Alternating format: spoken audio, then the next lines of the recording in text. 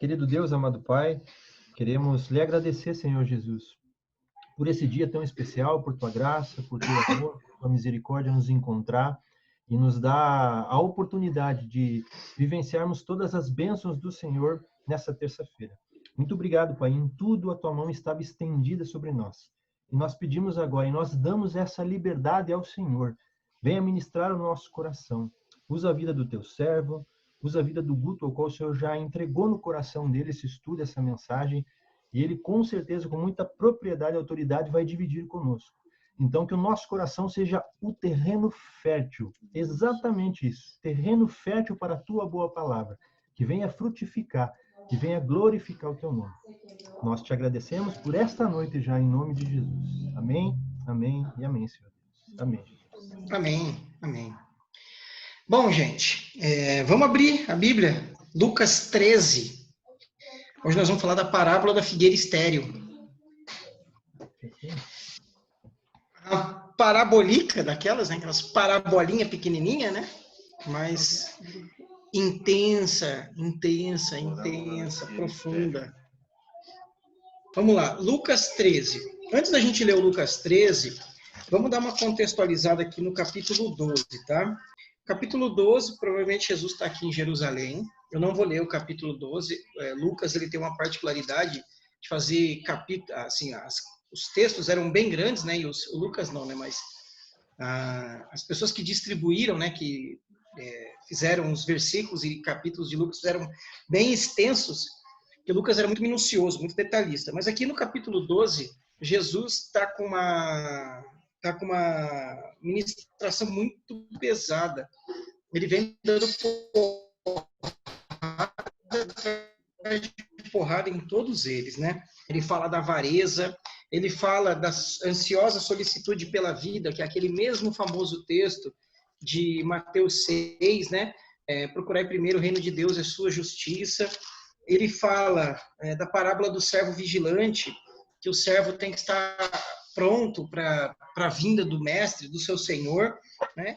Esse servo vigilante aqui, Jesus está tratando muito da urgência da escatologia. É um texto, capítulo 12, ele é muito escatológico, ele vem falando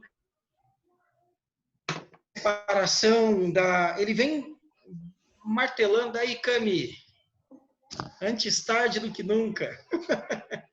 Seja bem-vinda. Ele vem no Lucas 13, Camila.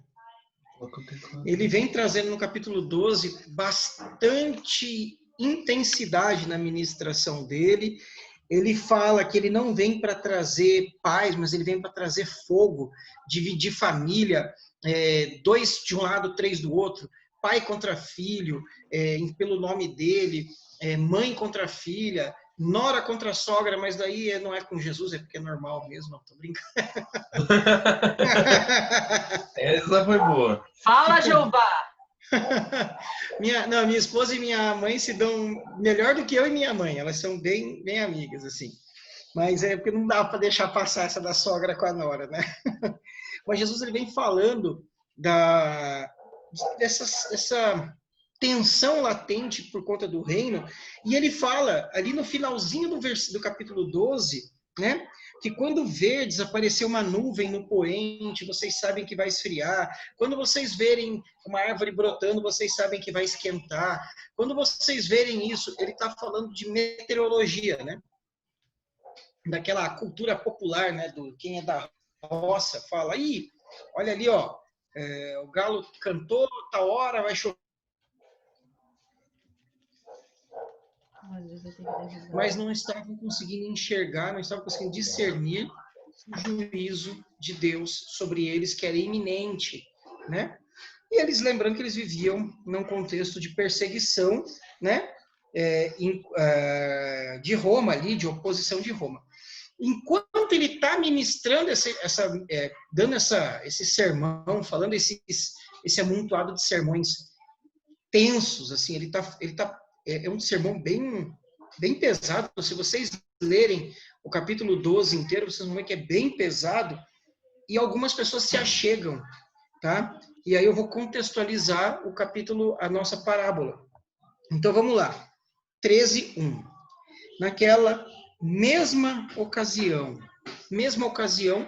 daquela pregação que ele estava fazendo, que ele estava batendo forte nas pessoas, né? Chegando alguns, falavam a respeito dos galileus, cujo sangue Pilatos misturara com os sacrifícios que os mesmos realizavam. Então, olha lá, vamos começar a contextualização. Jesus está fazendo uma ministração, né? E falando que eles são hipócritas, ou que eles têm que serem vigilantes, que eles são mentirosos, né? Para não se contaminar com o fermento dos fariseus. Fala que o servo tem que ser vigilante, blá, blá, blá. E alguém chega e fala, né, eles se achegam, provavelmente, se amontoam a ele, né? E se você ler o primeiro versículo do capítulo 12, diz que miríades de pessoas jorravam até ele, ou seja, está uma multidão ali, né? Tá uma multidão. E alguns chegam e falam, Jesus, o que você me diz daqueles caras que lá na Galileia, né? Pilatos matou durante o culto. Então, aqueles caras estavam no templo, prestando culto, adorando a Deus, fazendo os seus sacrifícios. Os soldados romanos invadiram o templo, né? Pegaram aquelas pessoas, mataram durante o período de culto, pegaram aqueles animais que já estavam mortos e fizeram um milkshake de sangue humano com sangue dos animais, cometendo não só o assassinato, como o sacrilégio da profanação do rito, do culto, né? É como hoje a gente dizer que numa igreja, ou de qualquer fé, mas a gente está falando da nossa fé, durante uma celebração... Estão me ouvindo? Deu sinal que não está estável, eu fiz uma pausa. Durante uma celebração cultica, opositores de uma fé entrarem naquela igreja, assassinarem as pessoas durante o culto e cometerem sacrilégios contra os símbolos, contra a estrutura religiosa que é sacra para aquela comunidade. Como acontece em muitos países, de pessoas de igrejas que são tomadas de assalto e são assassinadas as pessoas lá dentro, né? Quem é crente da época dos anos 90 ouvia muito falar da janela 1040, que é aquele recorte do globo terrestre, né, de latitude e longitude, que é mais difícil a penetração do evangelho, né? E eu ouvia muito isso da janela 1040. Então, é uma faixa do globo terrestre. Hoje eu gosto mais de falar da janela 414. Eu não sei se vocês conhecem essa janela 414, que é a janela de pessoas de 4 anos de idade até os 14 anos de idade, que é o maior percentual da idade de pessoas que vêm a Cristo. Então, se você trouxer uma pessoa dos 4 aos 14 para Cristo, a chance dela permanecer é muito maior. Porque tem um percentual que diz que depois dos 30 anos de idade, apenas 1% das pessoas que chegaram a Cristo já tinham mais de 30 anos. Uma fatia vem antes dos 4 anos porque nasceu no contexto cristão. 85% das pessoas que vêm a Cristo têm entre 4 a 14 anos de idade. É algo assim, né? Eu vim a Cristo com 15, estava quase na janela ali. Por isso é muito importante um trabalho infanto-juvenil. Quem sabe em 4 barras, né, Camille? Com meninas e música. E aí, eles estão fazendo esse culto. Isso é piada interna, mas inspiração aqui para nossa amiga que Deus está cutucando o coração dela. Eles estão fazendo esse culto e eles jogam isso com uma arapuca para Jesus. Quem lembra quando Jesus foi questionado na história que eu sempre falo, né? A história bíblica de um peladão correndo. Qual é a história bíblica do peladão correndo? Ó, tá entrando alguém. Você já contou isso, eu não consigo lembrar. A Ju chegou. Oi, Ju. Começamos agora a aula, quase agora. Se você quiser abrir a Bíblia em Lucas 13, estamos começando agora, tá? Vou pegar minha Bíblia. Tá bom, vai lá. A história do peladão correndo, Thaís, é a história da mulher adúltera. Porque eles foram... peladão correndo. Porque eles foram pegos em adultério, mas só a mulher foi levada para julgamento. O cara foi escapado. Então eu falo a história do peladão correndo, né? Quando eles questionam Jesus sobre a mulher adúltera, eles pegam e falam assim: Jesus, esta mulher foi pega em adultério e a lei de Moisés manda apedrejar. O que o senhor diz? Se Jesus fala apedreja, eles vão falar: tá, mas cadê tudo aquilo que você vem falando de amor, de perdão, né? E se Jesus fala: não apedreja, os caras vão falar: olha só, indo contra a lei de Moisés. E Jesus é muito inteligente. Ele pega e fala: a lei manda apedrejar? Então, mete pedra nessa mulher. Só que quem nunca pecou, que atire a primeira. Ele não mandou nem que atirar, que só quem não pecou atirasse. Era quem nunca pecou que atirasse a primeira. E aí, um a um, foi largando as pedras e foram embora. Jesus, ele não se deixa cair em armadilha. E aqui os caras vêm com uma armadilha também. Eu tinha acabado de ler o versículo 1 do capítulo 13, Ju. Naquela mesma ocasião, chegando alguns fariseus, falaram a respeito dos galileus cujo sangue Pilatos misturava com os sacrifícios que eles mesmos realizavam. Foram pessoas assassinadas durante o culto. Eles falam para Jesus: e aí, o que você me diz disso? Se Jesus falar, Pilatos é um carniceiro, é um assassino, e ele fala mais para frente no capítulo 13, ele chama Pilatos de raposa, né? Mas ele fala, se Jesus falasse assim: olha, Pilatos é um assassino, ele está errado. Os caras levariam para Pilatos e falavam: olha, aquele professor lá chamado Jesus, aquele rabi, está se insurgindo contra o Estado. E se ele falasse: olha, não tem nada demais, né? Pilatos não fez nada demais, os caras falam: olha só, cedendo a Roma, não amando as pessoas. Então, Jesus é mestre. Eu sempre brinco assim, ó, ainda que Jesus não fosse Deus, ele já seria o cara mais sagaz possível.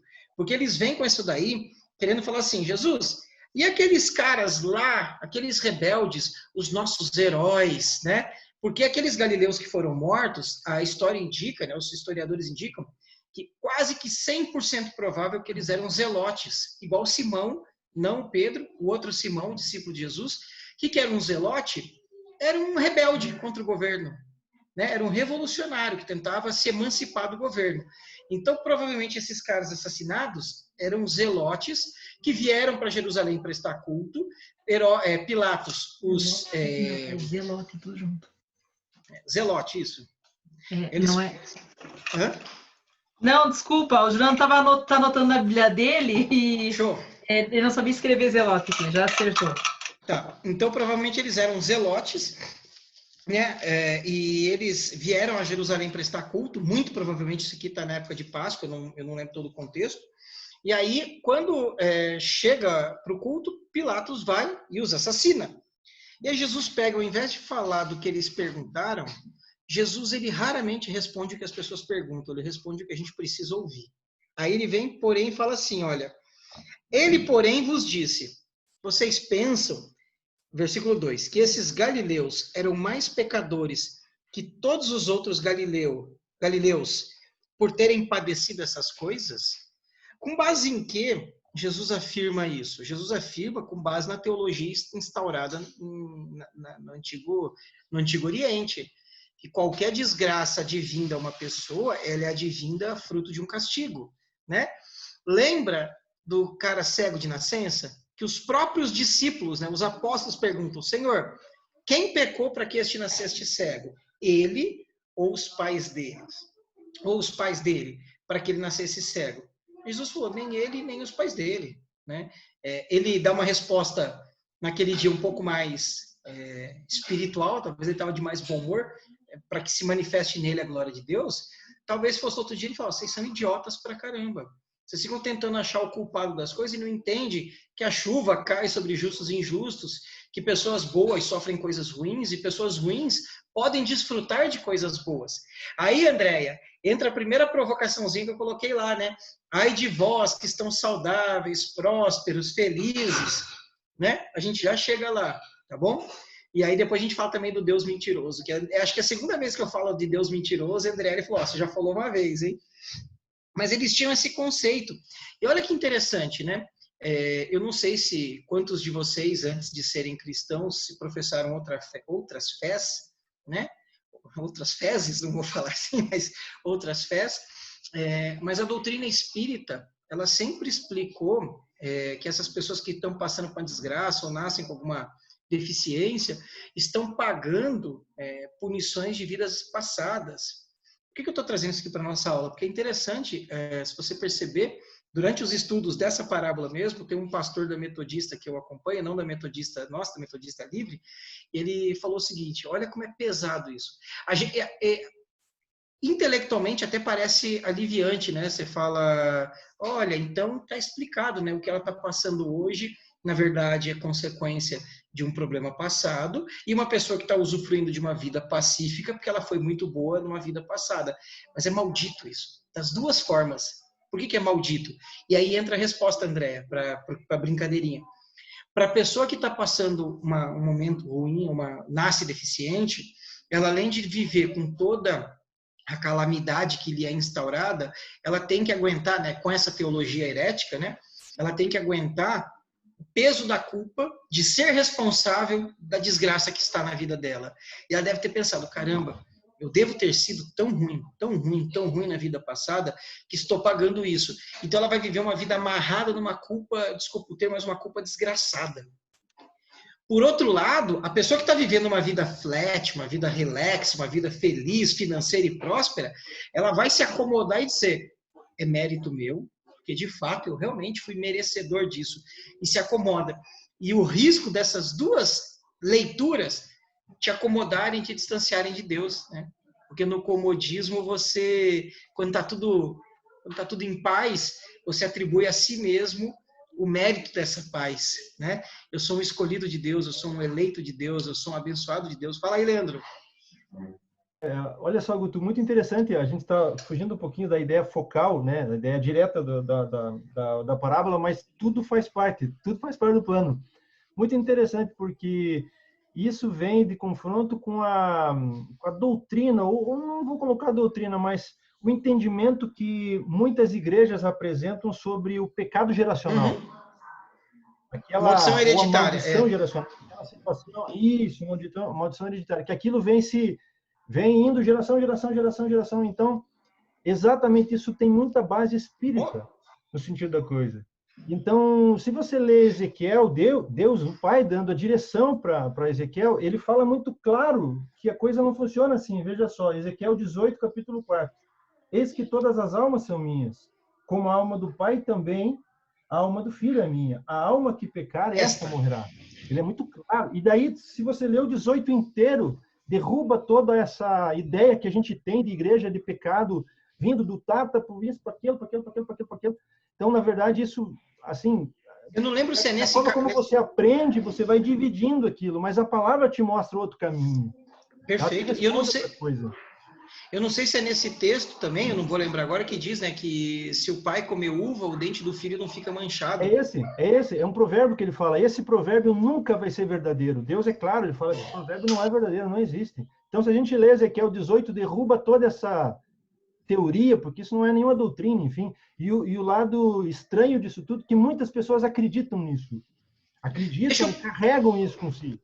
Deixa eu só fazer uma pontuação aqui. Eu concordo 200, 500, 1000% com você, mas algumas maldições a gente vê cíclica numa família, e eu sempre fui contra essa cultura da maldição hereditária, e uns 10 anos atrás eu fui estudar um pouco sobre isso, com pastores que têm uma teologia saudável, e o que eu entendi disso, e eu trago como, não é minha interpretação, mas de gente grande, é que ela é muito mais aspas de novo, uma maldição cultural, de repetição, de padrão, do que espiritual. Então uma criança vive num contexto onde o pai bate na mãe. Se ele é um menino, ele vai crescer entendendo que o homem agride, e é normal. Se ela é uma menina, ela vai entender que o papel da mulher é de tomar porrada mesmo. Então, isso vai formando padrão, né? Aquelas famílias onde todo mundo na família se divorcia, cria na cabeça da criança um conceito de que, olha, realmente é melhor separar do que viver brigando, e óbvio que não é para viver brigando, a gente tem que viver corrigindo, né? Viver em correção, mas eu penso que isso tem uma carga muito mais psicológica, cultural, né? Ou as pessoas vão para o extremo, né? Então eu citei esse exemplo ruim, né, de uma agressão doméstica. Às vezes a menina, a criança que vê o pai batendo na mãe a vida inteira, ela vai para outro extremo. Então ela se torna aquela mulher, ela é dominadora, ela é agressora em palavras, odeia os homens. Então isso sim, ele se torna uma maldição, mas ela não é uma semente espiritual, ela nasce na cultura, no sociocultural ali, no psicossocial, né? É assim que eu entendo. Hein, Guto? Oi? E só para complementar um pouquinho mais, segundo alguns estudos que eu fiz a respeito da psicologia, tudo que a gente visualiza, ele é arquivado de uma certa forma, ou consciente ou inconsciente. Talvez aquela pessoa que viu o pai batendo na mãe, o cérebro dela arquivou no inconsciente e em um devido momento ele traz à tona e aquilo dali vira a realidade dela. Isso psicologicamente é verdade. Faz sentido. Então, assim, eu gosto de citar alguns versículos que não são bíblicos, né? Mas tem um versículo do William Shakespeare que ele diz, né, também, há muito mais entre o céu e a terra do que possa supor nossa vã filosofia. Então, é assim que eu entendo. Só um minutinho.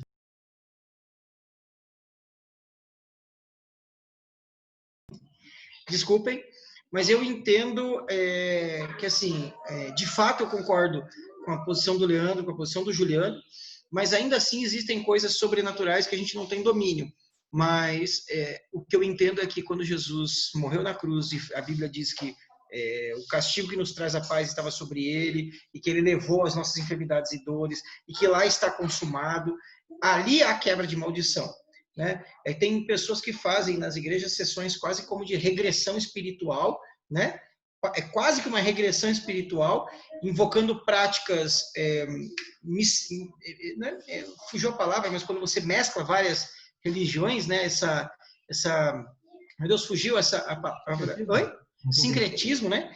Que a nossa fé brasileira, o país Brasil, né? O Brasil, ele é um país que foi predominantemente católico, com influências indígenas e afro-brasileiras. Então, é um catolicismo místico, né? É um catolicismo da benzedeira, é um catolicismo que... e aí, quando as pessoas foram se convertendo ao cristianismo, ao protestantismo, no evangelho, vieram trazendo toda essa carga, né? Mas vamos voltar aqui para a parábola, porque a gente está indo para a história da igreja brasileira, né? Então, ele disse assim, né? Jesus falou, vocês pensam que esses galileus eram mais pecadores do que os outros, porque tendo padecido essas coisas? Não eram. Eu vô-lo afirmo. Jesus não disse que eles não eram pecadores, eles não eram mais pecadores do que os demais. Não eram. Eu vô-lo afirmo. Se, porém, não vos arrependerdes todos igualmente, perecereis. Então, olha só. Os caras vêm com uma pergunta armadilha para Jesus. É armadilha total. Jesus, fale bem de Pilatos e o povo te condena. Fale mal de Pilatos e Pilatos te condena. E Jesus, ele rebate. Vocês estão achando que aqueles caras sofreram essa maldição porque eles eram piores do que os outros galileus? Não eram. Se nenhum de vocês aqui se arrependerem, todos vão perecer. Então, ele não responde com o que a gente quer ouvir, ele responde com o que a gente precisa. Lembrando que ele está em Jerusalém, e aqui muito provavelmente são escribas e fariseus que estão falando, e eles não gostavam dos galileus, aí Jesus pega e faz uma aproximação cultural, né? A gente está falando lá do Nordeste, a gente está falando lá da Chapecoense, do avião que caiu, né? A gente está falando lá do time do Flamengo que pegou fogo no estádio, ou a gente está falando de uma escola de samba que pega fogo em carro alegórico e morre gente, né? A gente gosta de achar castigo de Deus para algumas pessoas, né? Então, sei lá, se pega fogo, eu não estou citando um exemplo, mas se pegar fogo num carro alegórico, numa escola de samba, alguém vai falar, é Deus punindo pelo pecado do carnaval, né? Eu já ouvi isso muito com relação às enchentes, né? Rio de Janeiro, quando tem enchente, é bem na época de março, é por causa do carnaval e Deus punindo, né? Então, Jesus fala assim, ó, vocês estão falando lá daqueles galileus, lá de longe, agora vamos trazer para perto. Ou cuidais, capítulo 4, que aqueles 18 sobre quem desabou a torre de Siloé e os matou eram mais culpados do que todos os outros habitantes de Jerusalém? Não eram. Eu vou-lo afirmo. Mas se vocês não se arrependerem, igualmente perecerão. Então Jesus ele está com a Bíblia numa mão, né, entre aspas, e com o jornal na outra. Os caras vêm falar de uma desgraça, de uma fatalidade que foi um assassinato, né? As pessoas foram assassinadas. Foi um crime deliberado de Pilatos, que era comum ele fazer isso. Ele era um carniceiro, de ir até essas pessoas e executá-las. E aqueles caras falam, bom, provavelmente eles eram muito pecadores, né? Porque aconteceu isso. E Jesus vem com a contrapartida. Então vocês acham que aqueles caras que estavam aqui em Jerusalém, né, construindo aquela torre perto do tanque de Siloé, que desabou e matou 18, eram mais pecadores, né? A torre desaba, 18 morrem, um cara está passando na rua ao lado, a pedra passa quicando por ele, assim, ó, beirando ele, ele não morre, e esse era justo, né? E aí, se a gente pega essa lógica, eu citei o exemplo do avião da Chapecoense, o bispo Hildo cita na pregação e fala, caiu o avião, eu não sei lá, tinha, 40 pessoas, 50 pessoas, morre 35, 5 sobrevivem. Eram os 5 santos que tinham lá dentro, os outros eram todos pecadores? Ou é uma fatalidade, uma coisa, um acaso que acontece e que, infelizmente, ceifou a vida, talvez prematuramente, de algumas pessoas, mas que não tem a ver com o castigo de Deus, porque ele está dizendo que o castigo de Deus, se for imposto no sentido da vida eterna, isso não é nada comparado ao que acontece.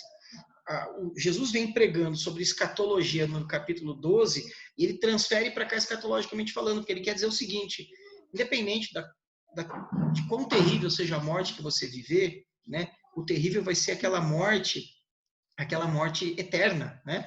Então, vamos pegar algumas anotações, né? Então, ele é interrompido com essa pegadinha, né? O massacre e profanação do templo, se ele falar mal de Pilatos subversor, se ele não recriminar, ele não era piedoso. Jesus fala do incidente. O conceito judeu, na teologia judaica, não existe casualidade. A torre que cai, os assassinatos de Pilatos, castigo de Deus. Não há espaço para casualidade na teologia judaica, tá? Não há espaço que os próprios discípulos pensavam assim, né?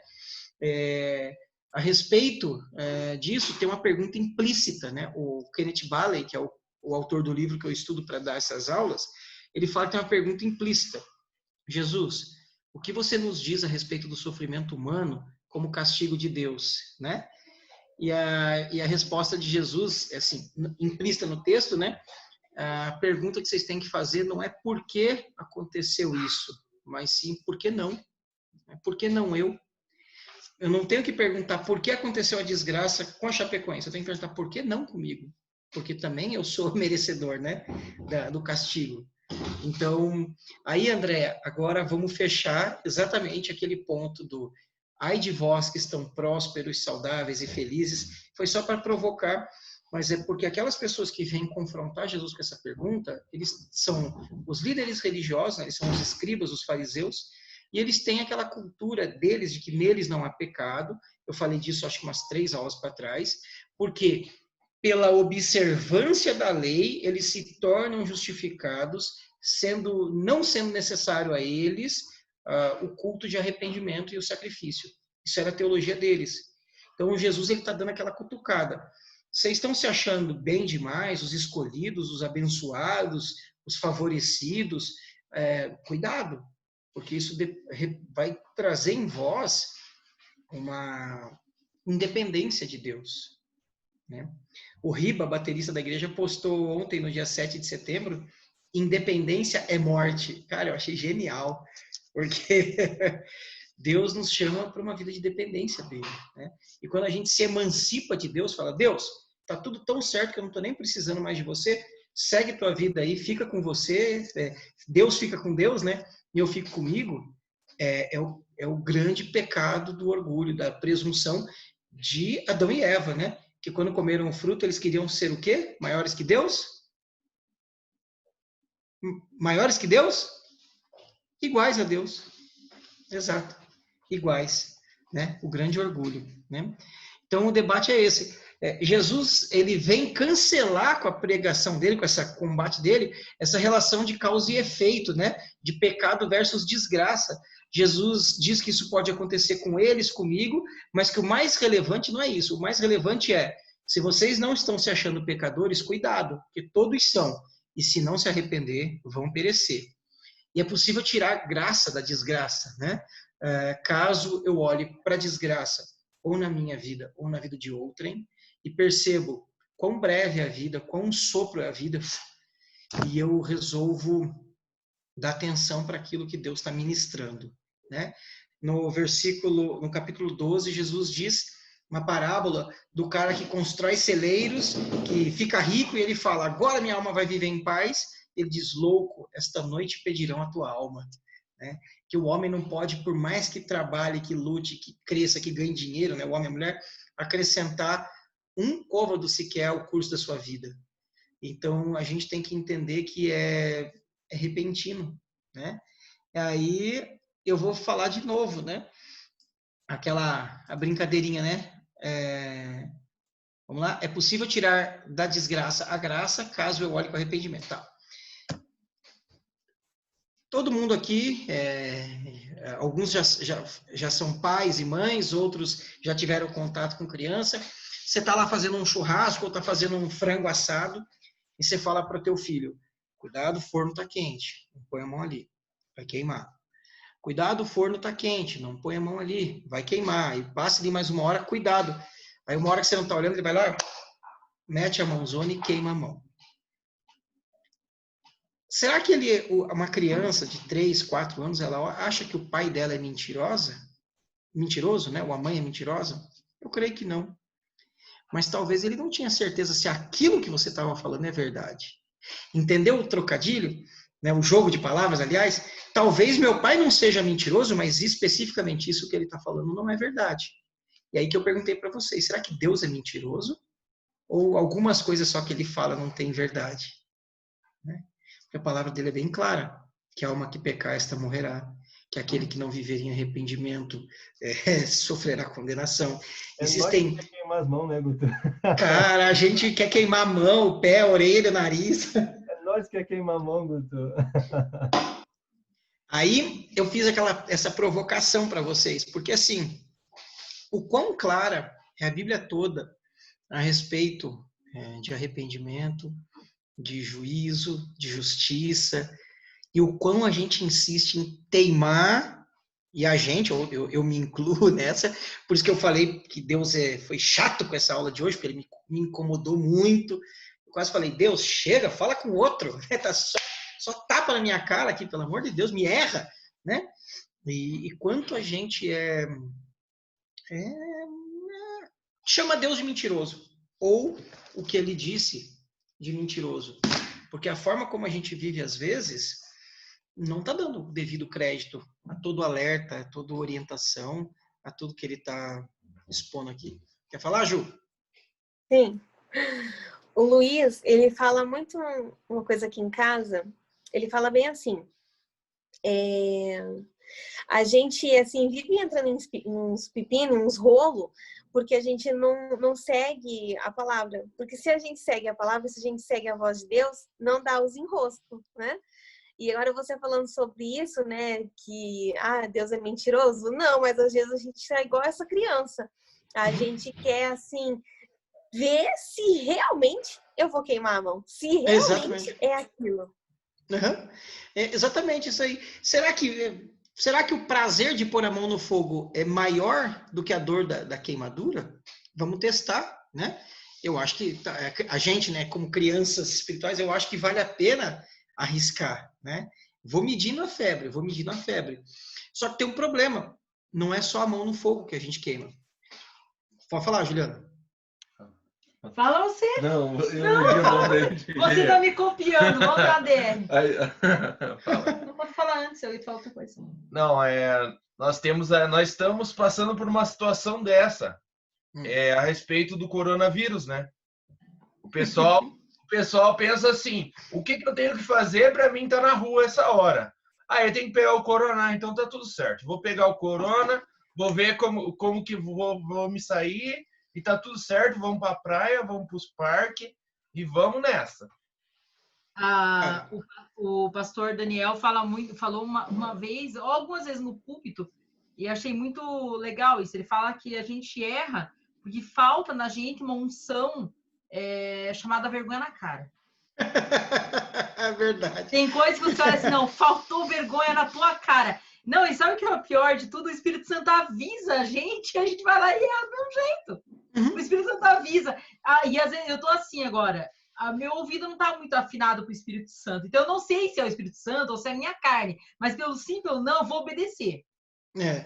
Pode ser, porque se aquela voz tem coerência, é melhor obedecer, porque falta unção vergonha na cara. Assim, além de estar tudo na Bíblia, Jesus manda 50 milhões de avisos, manda botar um outdoor e a gente não obedece, entendeu? Então é uma coisa incrível isso, porque a questão do corona, a gente tem visto pessoal crente. Não, Jesus ele tem a obrigação Deus tem a obrigação de descer num querubim, lá igual o Salmo 18, e vir aqui igual um Highlander e me salvar do coronavírus.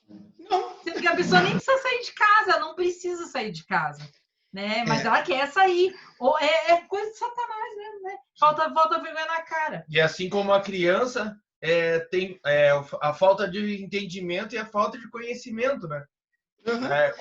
E não na palavra, mas na atitude. A pessoa sabe que aquilo ali vai dar errado, mas mesmo assim ela vai.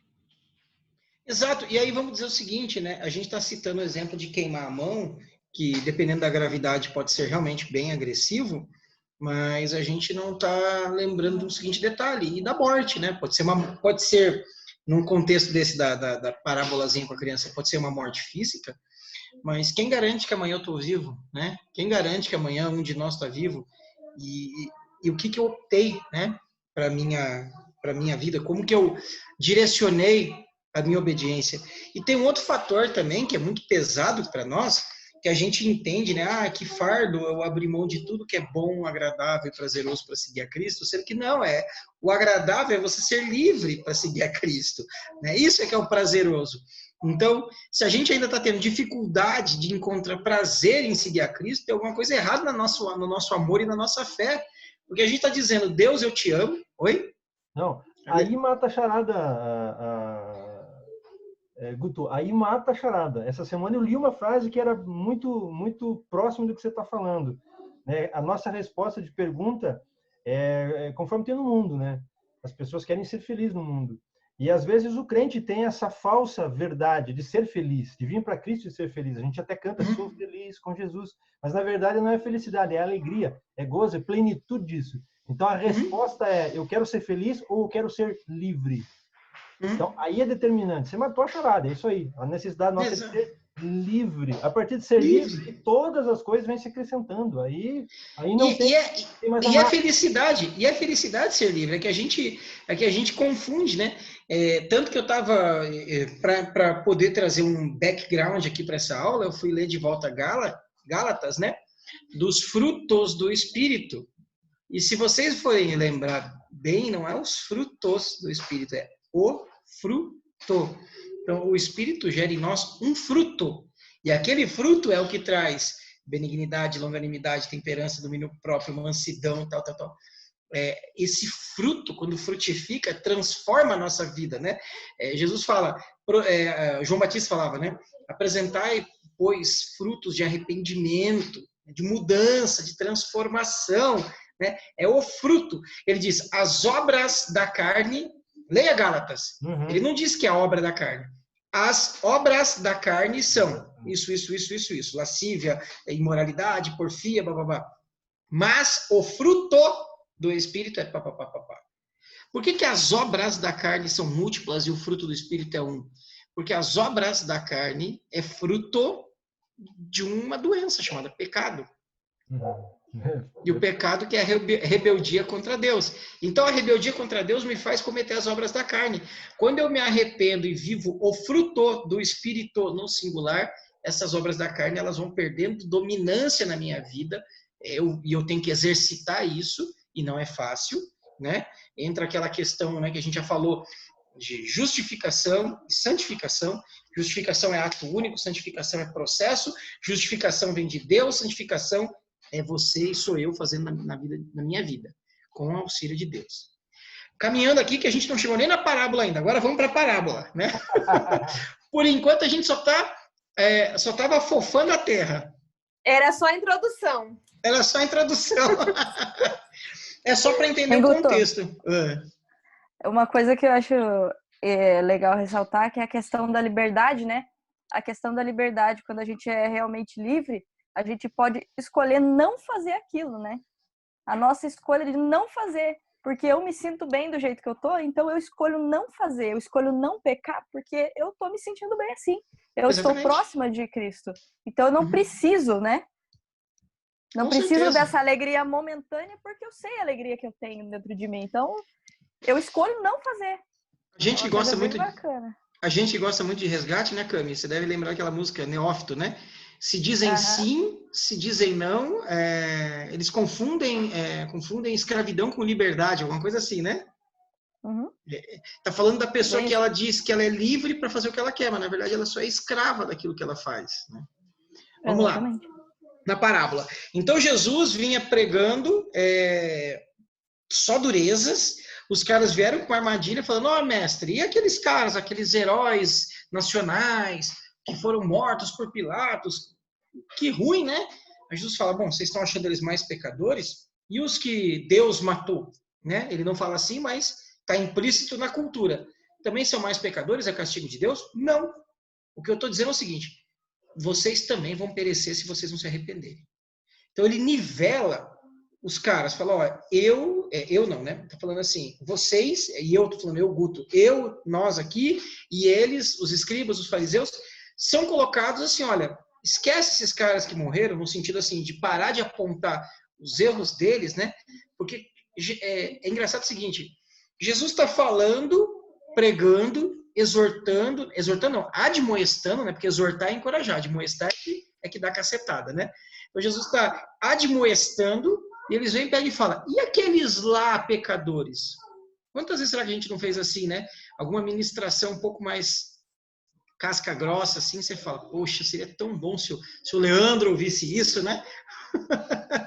Falando de gente corrompida e perdida, aí o Guto Santos fala, poxa, que bom se o Leandro ouvisse isso, pena que ele não está aqui. E Jesus está aqui, ô Mané, eu tô falando é para você, eu tô falando para você.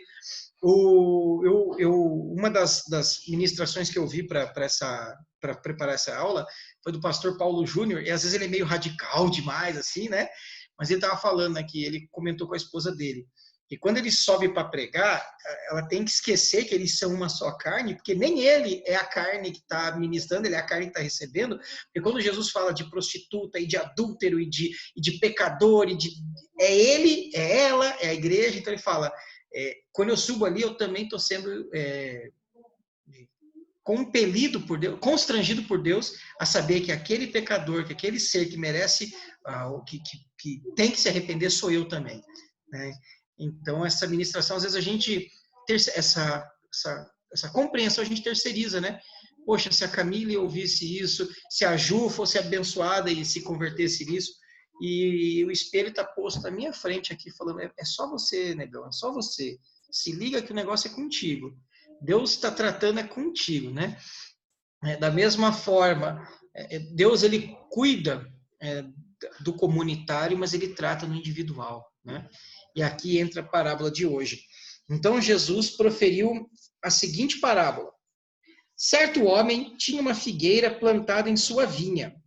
Vindo procurar fruto nela, não achou.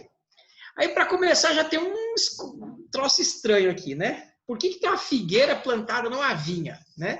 Então, alguma uva, né? A videira é que dá uva, a figueira é o que dá figo, né?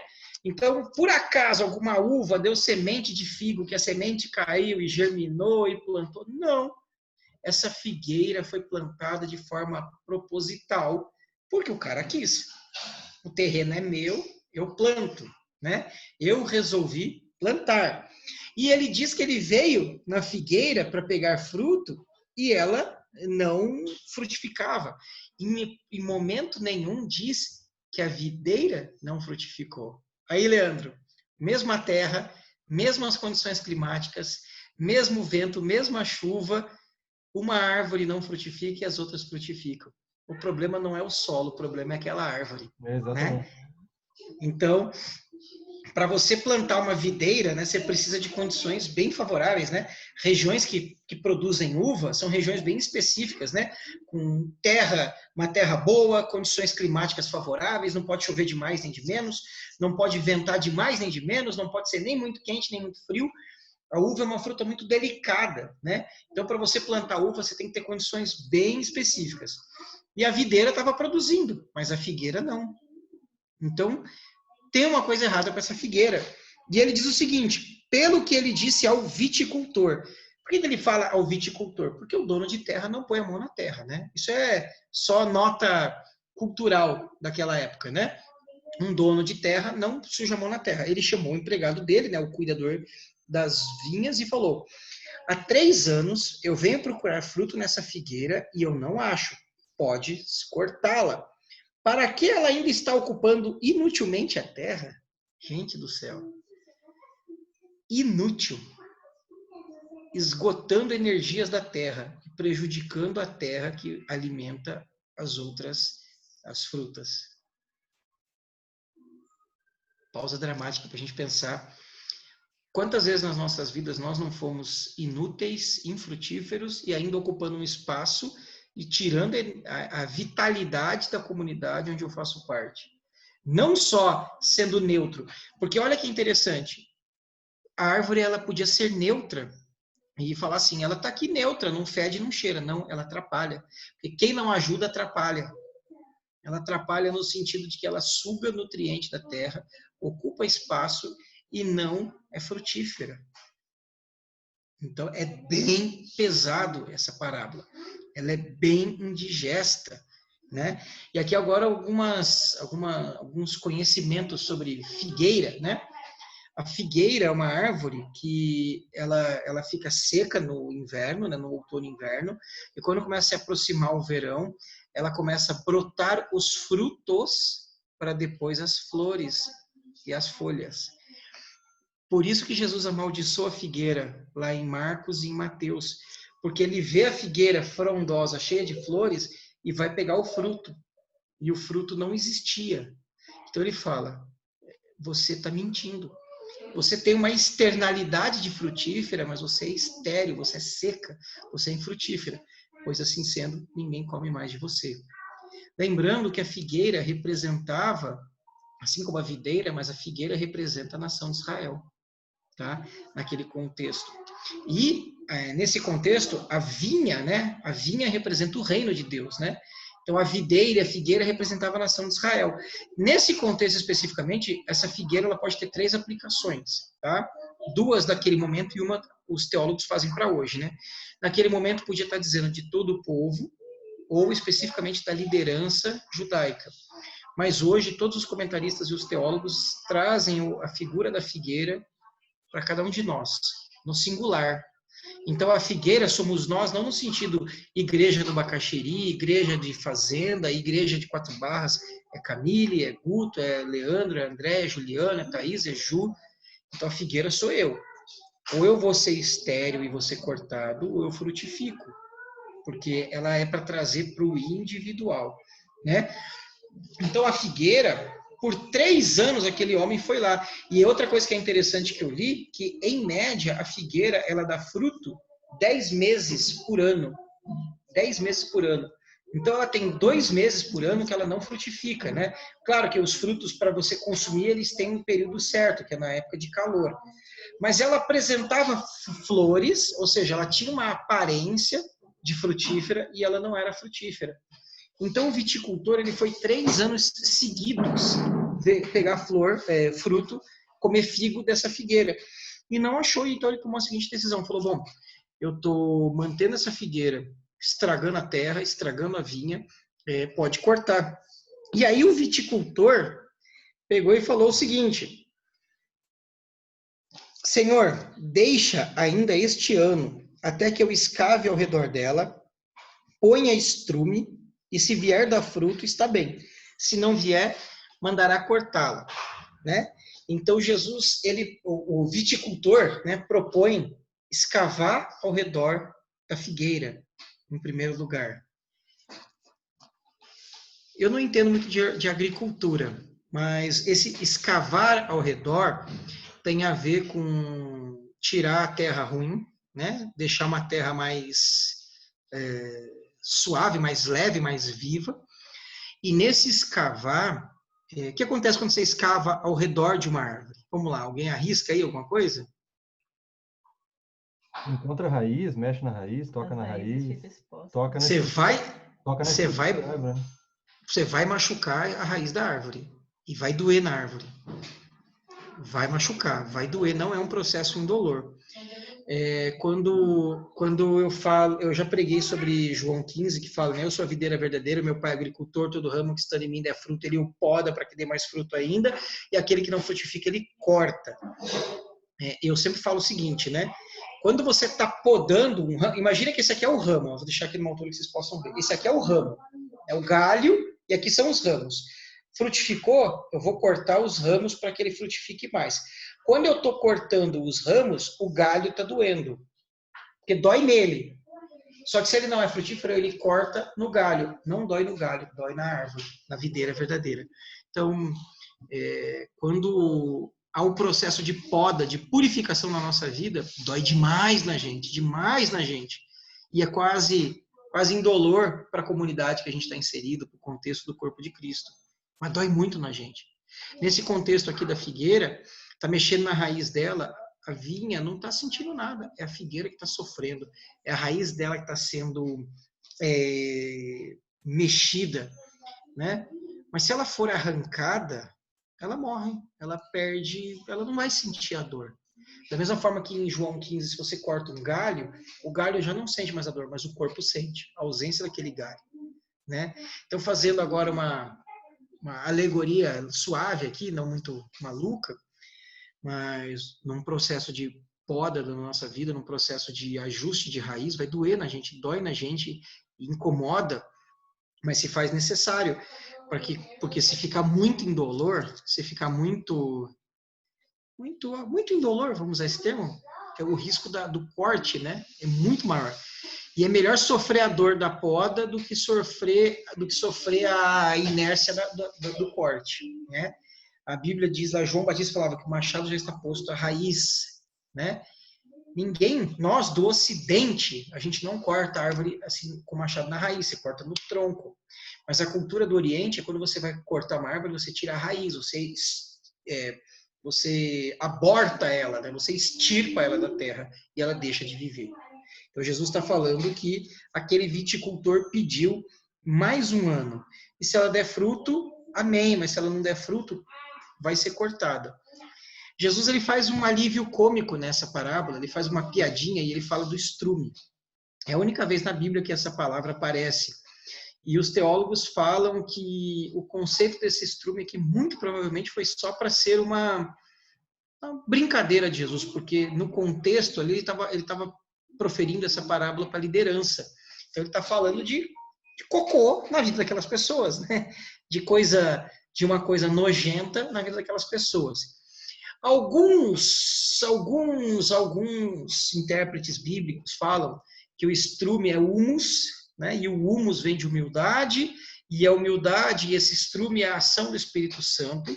E aí começam a alegorizar, e aí eu já vou, era para concluir a aula com isso, mas eu já vou falar agora. Vamos alegorizar de trás para frente. O estrume é a ação do Espírito Santo, né, no fortalecimento da árvore. O viticultor é Jesus, que vai produzir a poda, né? Os 3 anos que ele vai lá são os 3 anos de ministério de Jesus, e que o dono da vinha é Deus. É bonitinho, até aí, até antes do dono da vinha é bonitinho. Quando você chega a dizer que o dono da vinha é Deus, aí você derruba uma das bases fundamentais da teologia cristã, que é a Trindade. Porque há uma divisão entre Deus e Jesus nessa interpretação errada. Deus cruel, querendo cortar, e Jesus bonzinho, pedindo para preservar. E não existe essa divisão entre a Trindade. Eles estão em perfeita harmonia. Então, cuidado, se um dia forem fazer essa analogia, porque entre Deus Pai e Deus Filho, não há divisão de pensamento, tá? Não é o Deus do Velho Testamento carrasco e o Deus do Novo Testamento bonzinho, o Deus cruel e o Jesus bonzinho, não. Então, o Deus Pai e o Deus Filho operam juntos, né? Então, essa parábola, Ju, uma coisa que eu tenho batido sempre, a gente não pode pegar as parábolas e tentar achar o significado de cada elemento de forma alegórica, senão você faz exegese, você distorce o texto para encaixar na loucura que cada pessoa pensa, né? Como que a mais comum é a parábola do bom samaritano, que a gente já falou várias vezes. Então, a gente tem que tomar cuidado. Mas dá para fazer uma aplicação, não uma alegorização, uma aplicação de que a nossa vida, assim como a figueira, né? Porque ele estava falando lá para a liderança de Israel, mas a nossa vida, assim como a figueira, se for infrutífera, ela vai ser cortada, né? E esse cortar é outra coisa que eu quero deixar bem claro. Eu não sei se ele está falando de ir para o inferno, de castigo, de disciplina, eu não vou entrar nesse mérito aqui, tá? A gente não está tratando de perda de salvação, de não perda de salvação, até porque o meu propósito, e eu creio que agora eu vou inferir sobre o pensamento de Jesus, é que a gente não descubra o que é ser cortado, a gente descubra o que é frutificar. O objetivo de Jesus não é que a gente descubra a punição, é a gente descubra a obediência. Pode falar, Ju. Quando a gente chegar no céu, a gente pergunta daí o que é isso. É isso aí.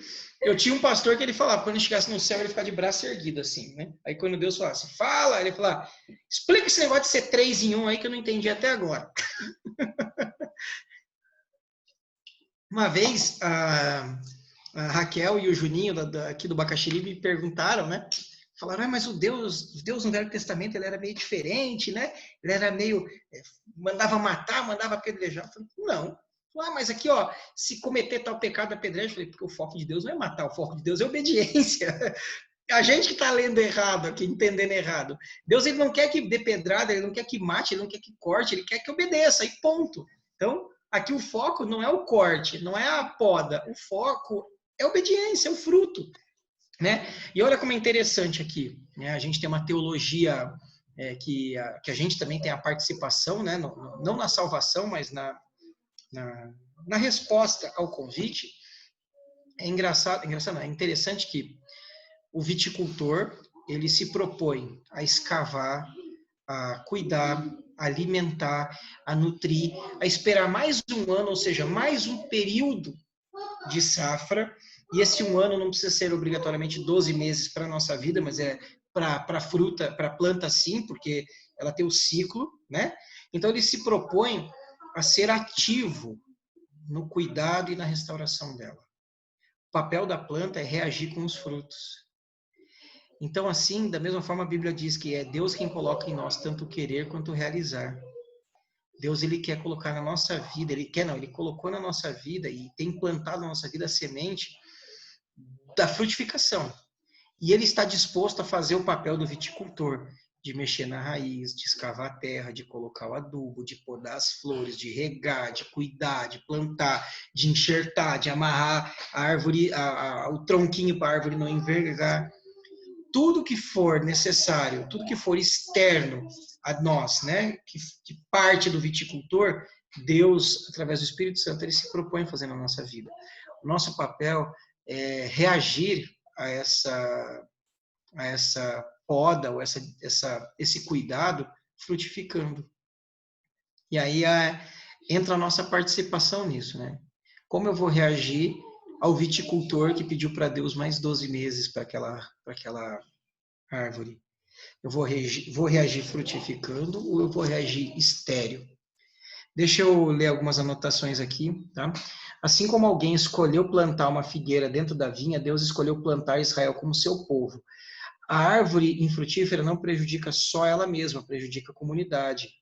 O fruto aqui não está tratando de almas, tá? Quando a gente está falando de frutificar, não está tratando de quantas almas eu ganhei para Cristo. Está tratando da minha alma, da minha vida com Deus, da minha relação com Deus, dos meus frutos de arrependimento. Porque você pode trazer, proselitizar muita gente, né? Você pode ganhar, inclusive, genuinamente muita gente para o Evangelho, e perder sua alma, né? E aí entra aquele versículo que diz de que vale o homem ganhar o mundo inteiro e perder a sua alma. E esse ganhar o mundo inteiro, a gente está pensando só em material, mas a pessoa pode ela viver uma vida iludida, né? Eu preciso apresentar frutos de arrependimento. Por isso, aquela é uma provocação que eu coloquei, né?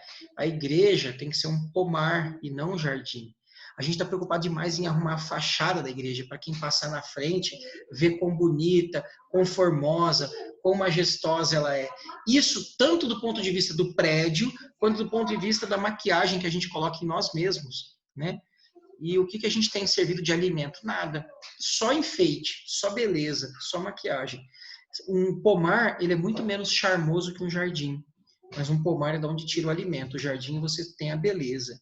Então nós como igreja, eu como pessoa, tenho que ser muito mais pomar e gerar frutos que alimentem pessoas do que ser jardim que só enfeita, que só embeleza, mas que no fim ainda deixa as pessoas com fome, né? E constrangidas por tanta beleza, vendo quão feias elas são, sendo que na verdade elas estão com fome, né? Aqui, eu falei que a gente não pode dizer que o dono da vinha é Deus e Jesus é o viticultor, e um dos comentaristas, eu vou tentar achar o nome dele aqui, só um minutinho, por favor, um dos comentaristas que eu estudei, que é calma lá, Manson, não o Charles. Só os roqueiros entenderam a piada, né? Ninguém riu. Mas o Manson, ele fala que ele faz uma interpretação a partir de uma cultura rabínica, né? Rabínica lá dos rabinos de Israel, que o dono da vinha e o viticultor são duas faces do caráter de Deus dialogando, que é a justiça e a misericórdia. Então a justiça fala, corta, ela é infrutífera, e ela é justa fazendo isso. É injusto? Vamos pensar assim, é injusto cortar uma árvore infrutífera? Não, é justo. Você está estragando o solo. Mas a misericórdia de Deus entra dialogando com a própria justiça de Deus, intervindo, falando, olha, vamos dar mais um tempo para ela. Então, os atributos de Deus dialogam entre si a respeito de nós. Eu vou ler a frase do comentarista. A conversa entre o proprietário da vinha e seus trabalhadores faz lembrar passagens rabínicas em que os atributos de Deus discutem. O atributo de justiça com o atributo de misericórdia. Se Deus tratasse Israel, agora eu vou colocar Guto, aí você coloca Juliana, Camila, Andréia. Se Deus nos tratasse estritamente com a justiça, nós pereceríamos, mas ele não faz isso. Ele dá a oportunidade de misericórdia. Se é loucura insultar a justiça de Deus, é iniquidade desesperada zombar de sua misericórdia. Então é pesado demais, né? Ele fala que o debate entre a justiça e a misericórdia, aí isso é o nosso comentarista aqui de sempre, que é o Balley, né? É a graça de Deus nos dando uma segunda oportunidade antes que a justiça execute o juízo. Então aqui nós temos o agente justiça e o agente misericórdia. O agente justiça propõe a execução do juízo. A justiça identifica uma árvore infrutífera e ela fala, vamos fazer o juízo, arrancar. A misericórdia fala, não, vamos agir em função de que ela frutifique, zelando, cuidando, produzindo. Mas olha como aqui o ciclo não é como que eu posso dizer? Não é eterno no sentido de viver uma vida estéril, porque a justiça, a misericórdia comunica, vamos dar mais um ciclo para essa árvore. E se ela não frutificar, execute o juízo. Cara, é tenso isso aqui, é tenso, que a gente tem que entender, voltando lá no comecinho, no meio lá da mão no forno, Deus não é mentiroso, a palavra dele não é mentira. E a gente tem vivido uma vida hoje de que ela não é verdade. Eu tenho vivido, talvez você tenha vivido, às vezes o nosso comportamento tem reforçado de que essa justiça e esse juízo iminente não é tão iminente assim. De que essa volta de Cristo iminente não é tão já. De que a volta de Cristo para a igreja ou para a minha vida não é tão inesperada. E Pode falar, Leandro. Ouvindo você falar agora, Guto, eu lembro do pastor Tiago, né? Alguns que estão aqui caminharam conosco, o pastor Tiago, e ele falava sempre de uma forma muito característica. Ele falava assim: às vezes a gente cai no intuito, né? Na ideia de que no inferno tem níveis de fogo. Fogo baixo, médio, fogo alto. É mais ou menos esse ponderar das coisas. Ele falava muito isso, né? Para que a gente não caia nessa. Obviamente que não é assim, mas a gente se deixa levar. Que o juízo não vai dessa forma, não vai ser dessa forma. Não, eu já aceitei Jesus, eu estou salvo, eu já me batizei, eu sou líder disso, líder daquilo, eu sou pastora, missionário, eu sou. O eu sou vem antes de ele está. Então, ele manda, ele é. Vem primeiro o eu sou isso, eu sou aquilo, e na verdade não funciona dessa forma. Então, eu lembro do pastor Tiago sempre falando isso, né?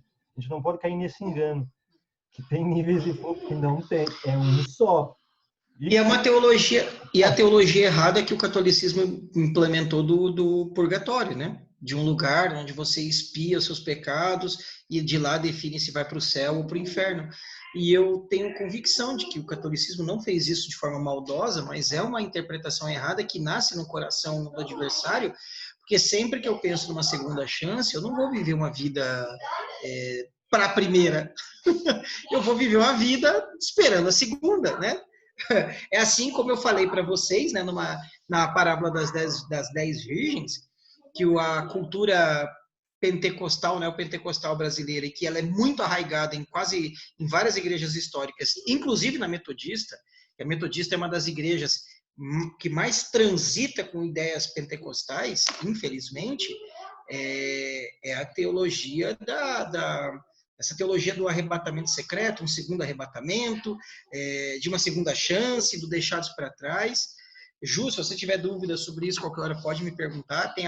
Ou veja a parábola das 10 virgens, a gente trata bastante disso. É uma vez só, de uma vez por todas, uma vez para todos, e não tem segundo embarque, não, gente. Não tem segunda chamada.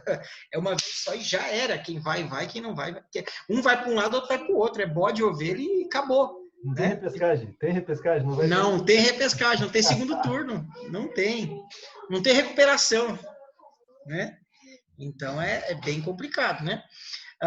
Aqui, o comentarista, ele faz uma análise que ela é mais cultural, mas é só para dizer que a árvore levava 3 anos para crescer e tinha a cultura levítica, né, do Levítico 19, que dizia que tantos anos a árvore ela era pura, tantos anos era impura, no 7º ano o fruto era de Deus e tal.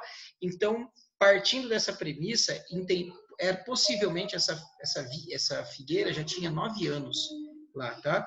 Não muda em nada, só conhecimento geral, tá?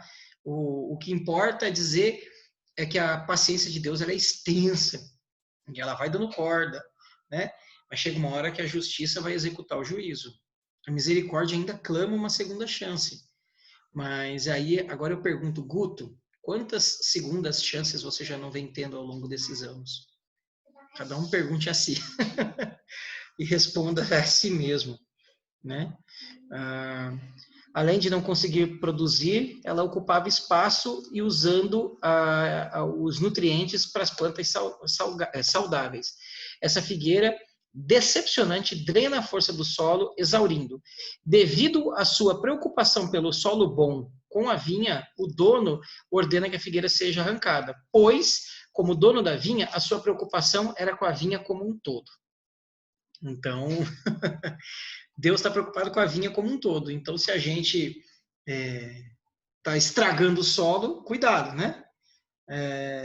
Aqui fala que os alegoristas cristãos têm usado essa parábola para dizer que os 3 anos... e uma das aulas que eu estava assistindo, o cara pegava muito nisso, né? Os 3 anos são os 3 anos do ministério de Jesus, e de 29 é tanto, e não sei o quê. Não. Se você alegoriza tudo, você tem que alegorizar Deus, e se alegoriza Deus, Deus não é o amoroso, paciente, mas sim o carrasco cruel, né? Agora, só uma outra curiosidade interessante aqui do ponto de vista poético, né? As palavras arrancar e perdoar, que Jesus usa aqui, no original, elas são muito parecidas. Eu não vou saber um paralelo aqui, um paralelo brasileiro, mas seria algo, um exemplo, como respeitar, desrespeitar, sabe? Ela tem a mesma estrutura de palavra, só com uma diferençazinha. Então ele faz isso. Jesus era um bom contador de história para que a história fique fixada na cabeça das pessoas. Porque o comentarista aqui ele divide a parábola em bloquinhos, né? Plantou, foi ver, não tinha, mandou arrancar, perdoar, pediu para ver, né? Entendeu? Ela tem uma estrutura poética, inteligente. Jesus monta uma estrutura poética inteligente.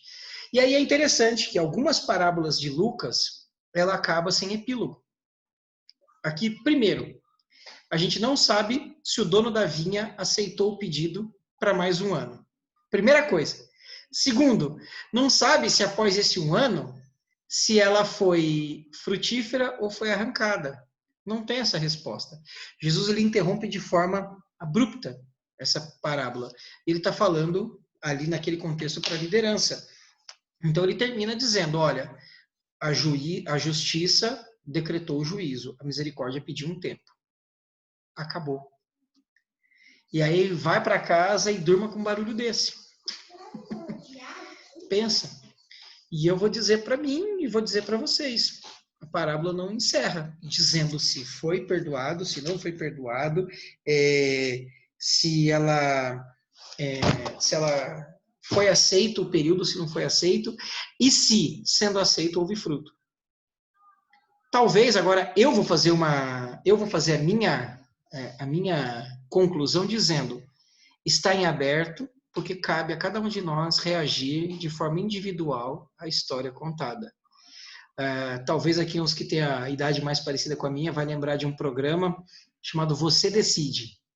Se você acha que a videira foi aceita, ligue 0800 13 33 49. Se você acha que não, então, agora eu vou falar assim, olha, se você como figueira, se você se identificou como figueira, primeiro ponto, e você vai frutificar, ligue 0800 sim, ou ligue 0800 não. Defina isso para você. Algum comentário aí, para a gente seguir para o fim? Nada? Silêncio?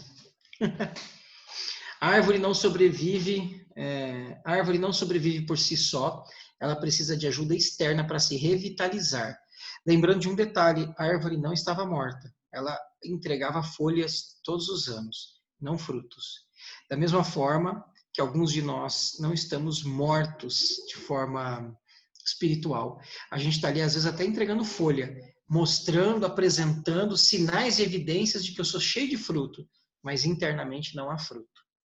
Então, uma árvore viva e que apresenta indícios de fruto, nem sempre tem fruto, né? Deus é quem promove em nós a revitalização, mas cabe a nós responder com o frutificar. O cortar não é claro, nós não vamos especular se é salvação ou não, o foco é frutificação. A parábola não tem epílogo.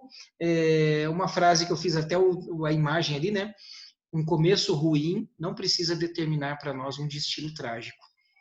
E aí eu lembro de Sansão, que só fez cagada a vida dele inteira, né? Mas se arrependeu antes de... Não pode falar cagada, Leandro? Depois você foi pi! Aqui é para ser assim. Sansão só fez burrice na vida dele inteira. A gente acha que o pecado de Sansão, lá que ele perdeu a força e tal, foi quando a Dalila cortou o cabelo. Sansão, ele era nazireu, não podia beber álcool, ele bebeu vinho. Ele não podia tocar em animal morto, ele tocou na queixada de jumento. Sansão, ele não podia ter relação com mulheres que não fossem da tribo dele, ele teve. Sansão só fez barbeiragem, só fez burrice. Então, cortar a trança dele foi só a cereja do bolo. E aí ele se arrependeu. Pode falar, Ju. Vamos substituir essa palavra por um M de meleca. B de bosque. Aqui os tópicos finais do comentarista do livro, do Kenneth Bailey, sobre o capítulo. Os líderes espirituais da família da fé estão plantados na vinha de Deus e espera que eles produzam frutos. Quando os líderes, e eu tenho certeza que todos nós exercemos uma certa liderança em alguma esfera, Então, olha que risco para nós. Quando os líderes são infrutíferos, não falham apenas em sua obediência como indivíduos, mas também esterilizam a comunidade que estão ao seu redor. Deus tem muito cuidado com a comunidade e não tolerará indefinidamente a situação de ser infrutífero.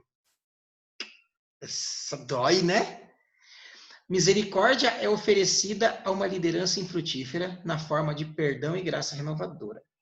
Só na graça de Deus, oferecida gratuitamente aos líderes infrutíferos, exige a renovação possível. Deus age para renovar e perdoar. Estes atos são além do alcance dos homens, que não conseguem renovar-se a si próprios. A oferta de misericórdia feita por Deus precisa suscitar uma reação interior. Se assim não for, não acontecerá a renovação e o juízo será inevitável. E com isso concluímos a nossa parábola da figueira estéril. Parábola essa que Jesus ajuda a perder como chama? Jesus trabalha contra a própria fama dele, né? Se ele fosse bonzinho e falando que não, tá tudo bom, tá tudo de boa, tem segunda chance, tem terceira chance, sempre vai ter fruto. Ele era mais popular. Jesus ele não estava preocupado com popularidade, ele estava preocupado com salvação. Então, Guto Figueira vai buscar reagir a Deus. Eu espero que se vocês, em algum momento, se espelharam numa figueira infrutífera, que a gente possa entender que Deus remexe a terra, cutuca a raiz, poda as flores, coloca esterco, mexe tudo, né? E aí eu vou brincando com esterco, vou pegar a palavra da Ju de M, né? E eu falo que Deus é especialista em transformar esterco em adubo, né?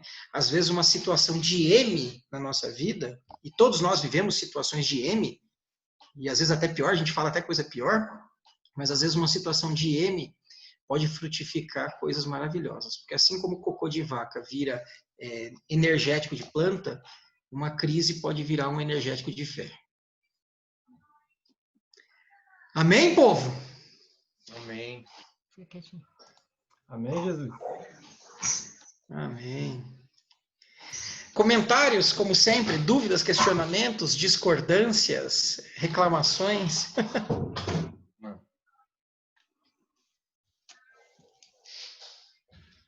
Eu pus o áudio até agora. Pode falar, Ju. Que livro é esse que você fez esse último comentário? Chama Parábolas de Lucas, Kenneth Bailey. Ou você vai achá-lo como a Poesia Camponês. É um livro dos anos 70, 80. Eu tenho ele em PDF, se quiser eu mando no WhatsApp. Eu quero. Quem quiser eu mando aí também. Ele é um comentário teológico das parábolas de Jesus. Ele tem sido, dessas parábolas que a gente tem ministrado, 85% do material de pesquisa. 80% do material de pesquisa está baseado nesse livro, do Kenneth Bailey. Então, essas parábolas que a gente está usando, que a gente está estudando, as que são em Lucas, eu estou estudando muito nele. É bem legal. Mas eu vi um pastor uma vez que ele fez uma dinâmica que eu achei bem legal. Eu não lembro se ele usava marca-texto, se ele usava lápis de cor e tal. Eu gosto do lápis de cor porque ele não passa para o outro lado também, né? Mas o que ele fazia? Ele criou um método dele. Então, por exemplo, se ele pintava de laranja, é porque tinha algum significado pessoal para ele, quando era verde era algum. Então, quando ele batia um olho num texto, ele já sabia, laranja. Foi uma parábola de Jesus que tratou disso. Então, ele criou um método, uma escala de cores própria, né? A Bíblia dele era um arco-íris, mas quando ele abria a Bíblia, ele sabia pela cor a temática que aquilo tratou na vida dele. Eu achei bem legal. Gostei. Ju, nossa novata, gostou da aula? Sim, achei bem bacana. Muito bom. Tem outras no YouTube da igreja, tem as outras parábolas.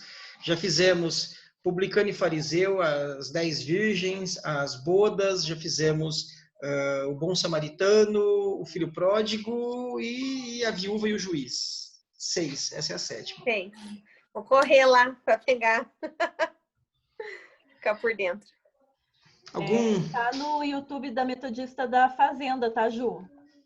Ah, obrigada. Importante essa dica. Eu queria só fazer uma colocação que tem me chamado muita atenção nesses últimos tempos. Mais um estudo, na verdade, que você também pontua sobre isso, mas o tema que está me instigando muito é o quanto Deus trata conosco na palavra dele, nos colocando como árvores, como raízes, como ligados totalmente à terra e dependentes dele. Então, eu até estou preparando um devocional, é um projeto futuro que vai falar muito sobre isso também, sobre ser árvore, que tipo de árvore que a gente é. Isaías nos chama de carvalho de justiça, Salmo 1 nos coloca como aquela árvore frutífera que, independente da situação, dá o seu fruto. E nós estamos hoje estudando mais uma parábola, mais um estudo de Jesus falando sobre a importância de sermos raízes. Raízes não, desculpe. Sermos frutíferos nessa situação. Então, a importância que a palavra nos traz, assim, nessa ideia de sermos enraizados em Deus, dependentes dele, e que isso demora um processo, que isso exige um processo, né, de começo, meio e fim, que não fica pelo meio caminho. A parábola não fica pelo meio do caminho, com certeza. Ela é uma reflexão mesmo para nós, né? Mas eu queria pontuar isso, porque nesses últimos tempos eu tenho percebido muito isso na palavra, com algumas coisas assim, né? Eu acho que uma das coisas que você falou aí que foi fantástica dessa comparação com a árvore é processo, né? Porque a gente jogou a semente na terra, já quer colher abacate, né? No mesmo dia. E tem todo um processo. Mas também chega um momento, chega um momento, cara, que se você não está frutificando, você está inútil, né? Então, existe sim um tempo certo.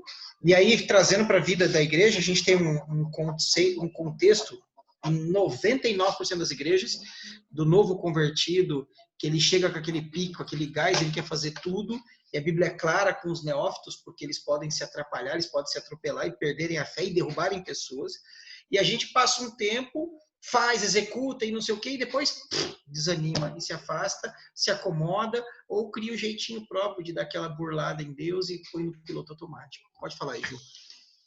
Pegando um gancho dessa questão dessa questão de processo, desculpa. Ai, desculpa. Saúde. Peraí. Enquanto ela respira lá, Leandro, com base na tua aula, no teu estudo de árvores, eu uma vez ministrei sobre Gênesis, que fala, né, que Deus colocou a semente e determinou que cada árvore produzisse de acordo com a sua semente, né? E aí eu falo, os meus frutos têm indicado qual semente na minha vida? Pode falar, Ju. Ai, desculpa. Tranquilo. Bom, falando sobre processo, uma coisa que eu tenho visto é que nós estamos numa questão assim no mundo muito imediatista. E para quem é novo convertido ou não, a gente entrou no meio que num sistema hoje de tudo muito rápido. E às vezes a gente acha que Deus, eu até falei uma vez um negócio desse, às vezes a gente acha que Deus está no drive-thru. Porque a gente tá tão acostumado a ter tudo para agora, para já, que mesmo a gente, sendo cristão há pouco tempo ou não, a gente às vezes acha que vai fazer o pedido aqui, vai dar a voltinha e vai pegar o pedido do outro lado. E a gente esquece que existe um processo de cura, um processo em ser cristão, um processo em aprender. Né? Por isso que eu falo assim, às vezes a gente acha que Deus fica no drive-thru. É isso aí, a gente ainda espera de Deus um garçom, né? Que essa teologia da prosperidade que é tão maldita, que ela vem apregoando assim que você determina, Deus te serve, você determina, Deus te serve. Basicamente, ela nasce numa cultura igual essa de Israel ali, que você está sendo abençoado. Se você é bom, você vai ser abençoado. Tem calamidade na sua vida, tem pecado, e faz um silogismo ali lógico, né, de causa e efeito, que Jesus fala, não é bem assim não. O negócio é pecado, arrependimento, e você pode ser cristão genuíno e abater coisas ruins sobre você, pode ser um ímpio que vai ter uma vida aparentemente em paz. O negócio eu estou tratando de uma outra esfera, de um outro contexto. Não significa que nós somos chamados para uma vida de miséria e desgraça. Não. Nós somos chamados para uma vida abundante em Cristo. Mas esse abundante, ela está muito mais do que está dentro do que está fora, né? Porque o Salmo 23 diz, né? O Senhor é meu pastor e não tenho sentido falta de nada. É nesse contexto do nada me faltará.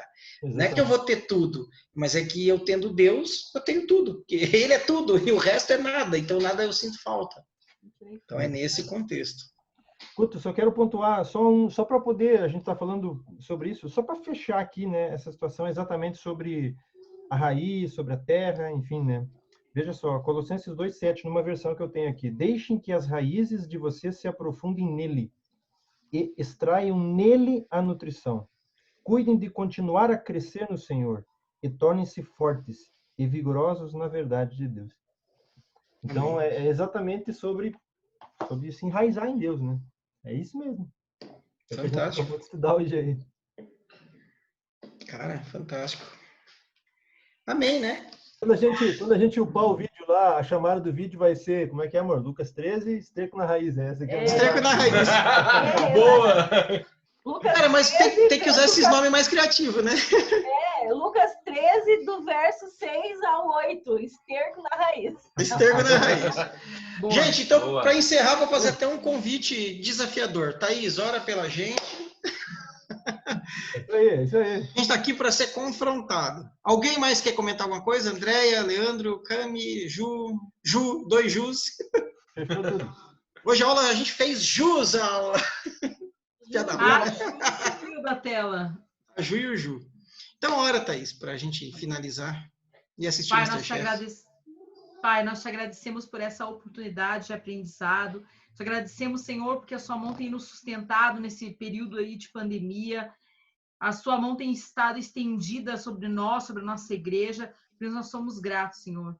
Te pedimos, Pai, para confortar cada coração e que o Senhor seja presente em nossas vidas, não deixando a gente esquecer de onde nós estamos, de onde são as nossas raízes e de onde nós viemos, que é o mais importante, para que a gente não possa não esquecer que o Senhor é o Senhor das nossas vidas. Em nome de Jesus nós oramos e te agradecemos por tudo. Amém.